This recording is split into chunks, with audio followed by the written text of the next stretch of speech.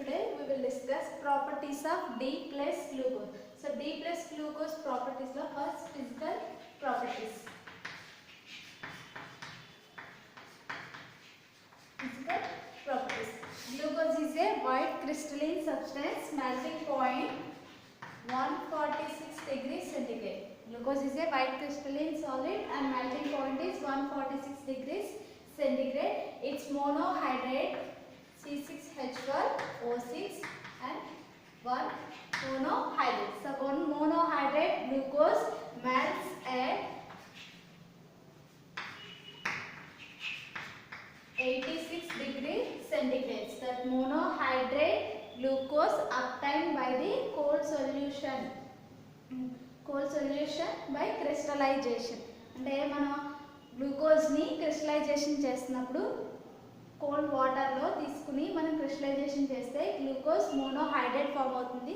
So ఈ glucose monohydrate అనేది 86 degree centigrade దగ్గర మెల్ట్ అవుతుంది. అదే నార్మల్ అన్హైడ్రస్ గ్లూకోజ్ తీసుకుంటే 146 డిగ్రీస్ దగ్గర మెల్ట్ అవుతుంది. So second one solubility. Glucose is soluble in water, sparingly soluble in alcohol and insoluble in ether.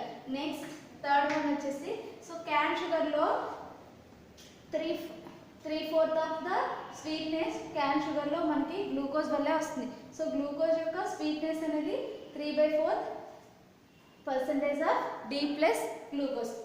So next fourth one glucose is crystallization with aqueous solution. Glucose is crystallization లేదా glucose obtained by crystallization from the aqueous solution.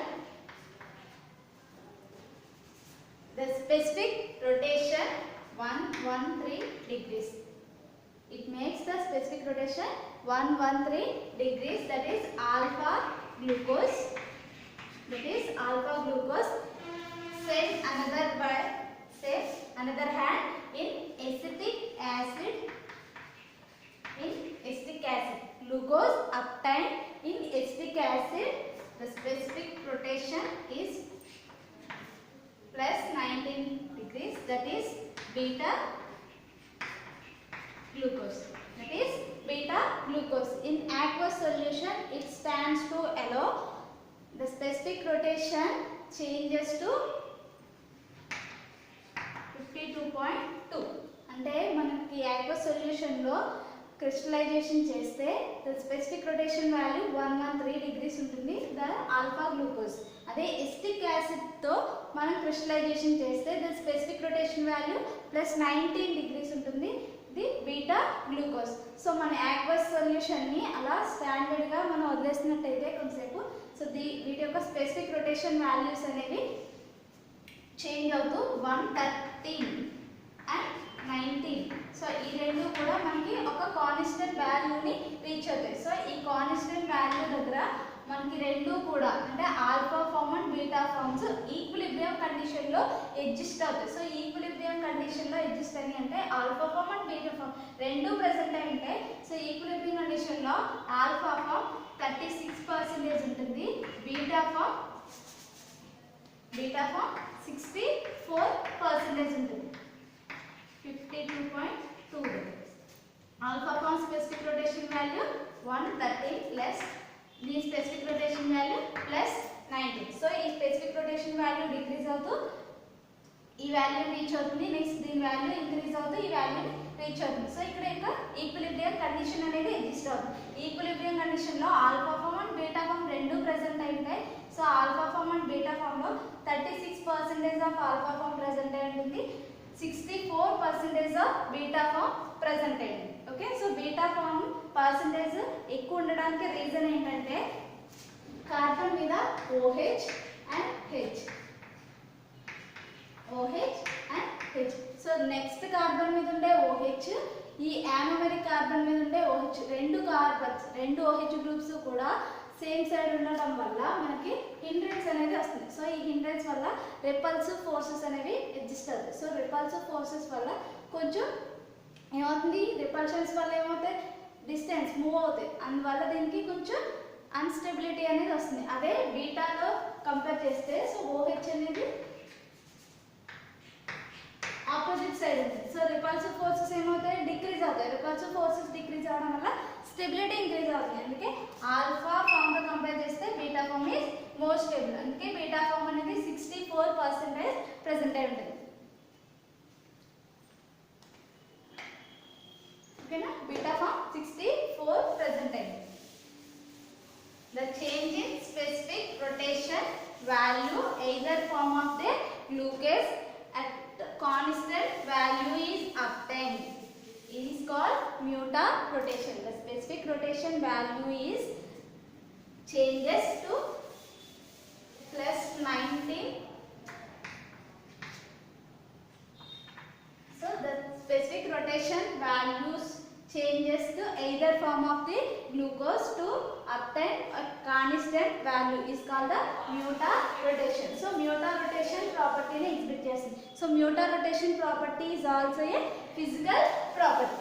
So next chemical properties.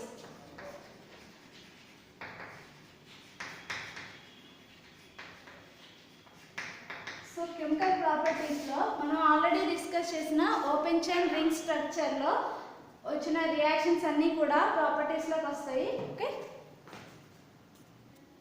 Okay chemical ప్రాపర్టీస్కి వచ్చేసరికి మనం already discuss చేసాం. దీంట్లో hydroxy groups present అయినాయి. Next aldehyde group present అయింది.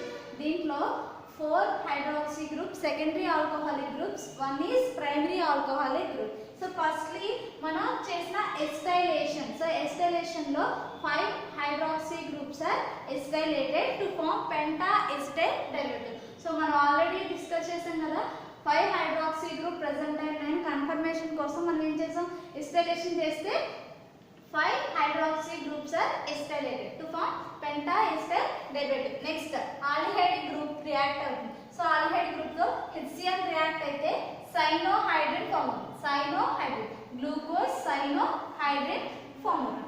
Next hydroxyl amine. So hydroxyl amine తో glucose react అయితే oxime form అవుతుంది. glucose oxime form అవుతుంది. So this is CH double bond NH. So దీ ఫామ్ ని ఆక్సైమ్ అంటాం. సో ఈ ఆక్సైమ్ ఫార్మేషన్ గ్లూకోజ్ తో జరుగుతుంది కాబట్టి glucose oxime. Next bromine water తో mild oxidizing agent. So bromine water తో ఆక్సిడేషన్ చేస్తే ఈ ఆల్డిహైడ్ గ్రూప్ మోర్ రియాక్టివ్ కాబట్టి సో ఫస్ట్ ఈ ఆల్డిహైడ్ గ్రూప్ అనేది ఆక్సిడైజ్ అయ్యి COOH కింద కన్వర్ట్ అవుతుంది. రిమైనింగ్ పార్ట్ అంతా సేమ్ ఉంటుంది. సో దీని అంతటినే నేను జస్ట్ CHOH అని 4 టైమ్స్ మీకు రాసుకోవడానికి కన్వీనియంట్గా ఉండడం కోసం మాత్రమే ఇలా రాసానండి. ఓకే, సో వీటి కాన్ఫిగరేషన్ మాత్రం ఈ OH రైట్ సైడ్ ఉండాలి, ఈ OH లెఫ్ట్ సైడ్ ఉండాలి, 2 OH గ్రూప్స్ రైట్ సైడ్ ఉండాలి. సో గ్లూకోజ్ D+ గ్లూకోజ్ యొక్క కాన్ఫిగరేషన్ ఇదే. ఓకేనా, సో సేమ్ కాన్ఫిగరేషన్ ఇది గ్లూకోనిక్ యాసిడ్ ఫామ్ అవుతుంది. నెక్స్ట్ కాన్సన్ట్రేటెడ్ HNO3 తో స్ట్రాంగ్ ఆక్సిడేషన్ చేస్తే aldehyde group and primary alcoholic group are also oxidizes. So COOH. So ఈ 2 carbon atoms acid group కింద convert అవుతుంది. దాన్ని గ్లూకారిక్ యాసిడ్ అంటాం. So this is glucaric acid. Next already discuss చేస్తాం. This is Fehling reagent. Copper oxide తో react అయితే cuprous oxide form red colour PPT. Fehling reagent is reduced. Next silver mirror. This is silver mirror. Tollens reagent తో react అయితే silver mirror and gluconic acid ఫామ్ అవుతుంది. సో gluconic acid structure ఇదండి. So ఈ దీంతో పాటు cuprous oxide and silver mirror form అవుతాయి ఈ 2 రియాక్షన్స్ లో. Next reduction with HI in presence of phosphorus. Open chain structure ని కన్ఫర్మ్ చేయడానికి మనం రిడక్షన్ చేసాం కదా, hydrogen iodic acid with red phosphorus తో 2-iodo-N-hexane ఫామ్ అవుతుంది. Next sodium amalgam. This is sodium amalgam. Sodium Hg ని సోడియం అమాల్గమ్ అని పిలుస్తాం. సో సోడియం అమాల్గమ్ తో రిడక్షన్ చేస్తే ఆల్డిహైడ్ గ్రూప్ అనేది రెడ్యూస్ అవుతుంది. సో ఈ ఆల్డిహైడ్ గ్రూప్ ఆల్కహాలిక్ గ్రూప్ కింద కన్వర్ట్ అవుతుంది. CH2OH. దీన్ని సార్బిటాల్ అని పిలుస్తారు. Okay, sorbitol. రిమైనింగ్ అంతా కూడా సేమ్ కాన్ఫిగరేషన్ ఉంటుంది. కాన్ఫిగరేషన్ లో ఏమీ చేంజ్ ఉండదు. Next phenyl hydrazine. This is phenyl hydrazine. NH2 అయితే హైడ్రోజిన్ అని పిలుస్తాం. సో ఒక హైడ్రోజన్ రీప్లేస్ చేసి ఫినైల్ గ్రూప్ ఉంది. So phenyl hydrazine. aldehydes are react with phenyl hydrazines to form phenyl hydrazone. This is hydrazine, this is hydrazone. So 1 mole తో react అయితే aldehyde group హైడ్రోజోన్ కింద convert అవుతుంది. అదే 3 మోల్స్ తో react అవుతుంది. Normal గా aldehyde group phenyl hydrogen 1 mole తో మాత్రమే రియాక్ట్ అవుతుంది. కానీ గ్లూకోజ్ అనేది 3 మోల్స్ ఆఫ్ ఫినైల్ హైడ్రోజన్ తో రియాక్ట్ అయ్యి ఓసజోన్ ఫామ్ చేస్తుంది. Okay, so glucose react with 3 moles of phenyl hydrogen to form osazone. Coming from glucose, so this is glucosazone. So mechanism next class lo explain chestanu. So it is also one of the important reaction. Confirmation test kinda glucose confirmation ki mana ee oxygen test ni use chestam. Okay, these are the properties of chemical properties of D plus glucose.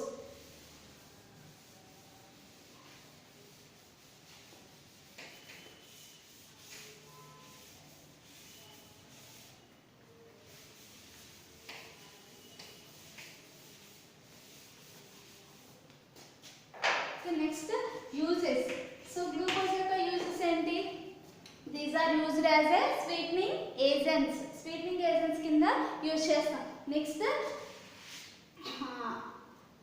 Preservatives of jams కింద కూడా use చేస్తాం. So jams లో preservatives కింద glucose ని use చేస్తారు. Next construction of wines and vitamin C formation లో మనకి glucose ని యూజ్ చేస్తారు. ఫెర్మెంటేషన్ ప్రాసెస్ ఆల్కహాల్ గ్లూకోజ్ అనేది ఫెర్మెంటేషన్ ప్రాసెస్ లో ఆల్కహాల్ కింద కన్వర్ట్ అవుతుంది. So alcohols are the wines. So wines preparation లో గ్లూకోజ్ యూజ్ చేస్తాం అండ్ విటమిన్ సి ప్రిపరేషన్ లో కూడా మనం గ్లూకోజ్ యూజ్ చేస్తాం. Okay, so these are the important uses of glucose. Next test for glucose. Glucose test ఏంటంటే, అంటే for example మనం ఒక అన్నోన్ కాంపౌండ్ తీసుకుని దాంట్లో గ్లూకోజ్ ప్రజెంట్ అయింది అని చెప్పడానికి ప్రాక్టికల్గా మనం టెస్ట్ చేయాలి. సో దానికోసం ఫస్ట్ టెస్ట్ ఏంటంటే Molisch test. So Molisch test అంటే 1% alpha naphthol in methanol. So 1% alpha naphthol in methanol. So this is Molish reagent. So Molish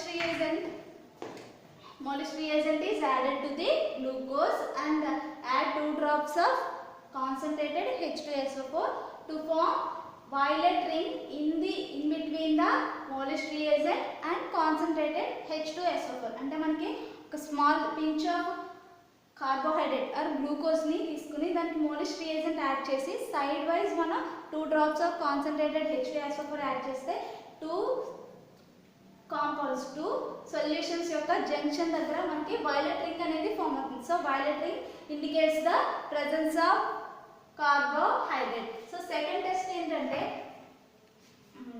compound ని డ్రై టెస్ట్ ట్యూబ్ లో తీసుకుని హీట్ చేస్తే చారింగ్ స్మెల్ వస్తుంది. Charing smell అంటే sugar ని burn చేస్తే వచ్చే స్మెల్. అదే టెస్ట్ కాన్సన్ట్రేటెడ్ H2SO4 వేసి హీట్ చేస్తే ఫస్ట్ బ్రౌన్ కలర్ లోకి కన్వర్ట్ అయ్యి నెక్స్ట్ బ్లాక్ కలర్ లోకి చేంజ్ అవుతుంది. సో బ్లాక్ కలర్ లోకి చేంజ్ అయ్యి ఇది మనకి బర్నింగ్ విత్ షుగర్ స్మెల్ వస్తుంది. So it is also indicating the presence of carbohydrate. Next మన కాంపౌండ్ గ్లూకోజ్ ప్రెజెంట్ అయిందని ఇంకెలా ఇండికేట్ చేస్తాం? Fehling reagent and Tollens reagent. Glucose reduces the Fehling reagent and also Tollens reagent. These are also indicates the presence of glucose. Next already ఇప్పుడే discuss చేస్తాం గ్లూకోసిజోన్ formation. Glucose reacts with 3 moles of phenyl hydrazine to form glucosidone. So glucosidone yellow crystals form అవుతాయి. So glucosidone formation మనకి glucose presence ని indicate చేస్తుంది. So ఈ టెస్ట్లన్నీ base చేసుకుని మనకి మనం తీసుకున్న కాంపౌండ్ లో కార్బోహైడ్రేట్ ఫంక్షనల్ ప్రెజెంట్ అయిందా లేదా అనేది ఐడెంటిఫై చేసి కన్ఫర్మ్ చేస్తాం. Okay, this is the structure and reactions of D plus glucose. Next class లో మనం సో ఈ యానోమర్స్. సో యానోమర్స్ అంటే glucose CHO OH H OH OH CH2OH. So this is the open chain structure of glucose. So ఇప్పుడు మనం already discuss చేసాం open chain structure of glucose. Open chain లో ఉండదు, ring formation లో ఇన్వాల్వ్ అవుతుంది. So ring formation లో involve అయినప్పుడు మనకి ఈ కార్బన్ యొక్క కాన్ఫిగరేషన్ లో చేంజ్ వస్తుంది. సో కాన్ఫిగరేషన్ ఏంటి? సో కార్బన్ మీద OH రైట్ సైడ్ ఉంది, ఇదొక one of the isomer. And second isomer ఏంటి? Left side. సో ఈ కాన్ఫిగరేషన్, ఈ కార్బన్ మీద OH గ్రూప్ రైట్ సైడ్ ఉంటుంది, ఈ ఐసోమర్ లో OH గ్రూప్ లెఫ్ట్ సైడ్ ఉంటుంది.